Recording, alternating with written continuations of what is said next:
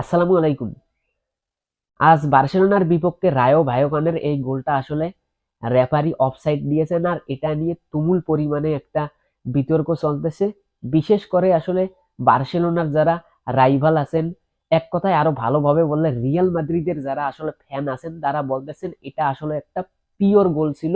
তাদের যুক্তি হচ্ছে যে এই গোলটাতে সামনের এই প্লেয়ারটা আসলে গেমে ছিলেন না, গোল দিয়েছেন তো এই প্লেয়ারটা।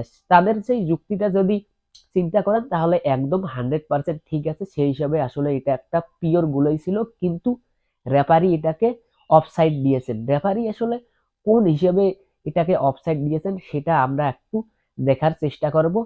আমার আসলে নিজের মতামত দিচ্ছি না, বিভিন্ন ফুটবল মিডিয়াগুলো যে অ্যানালাইসিস করেছে সেটা আসলে আপনাদেরকে একটু বোঝানোর চেষ্টা করি।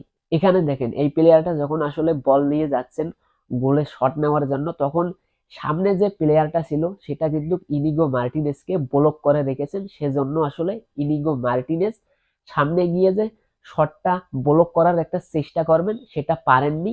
এজন্যই আসলে রেফারি ম্যান ব্লকিং রুলে অফসাইডটা দিয়েছেন। আর এক্ষেত্রে রেফারি একদম 100% সঠিক সিদ্ধান্তটাই দিয়েছেন, এটা আমার মুখের কথা না।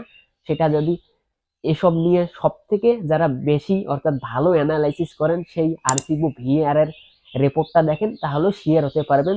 এখানে তারা আসলে রেফারির দারুণভাবে প্রশংসা করেছেন।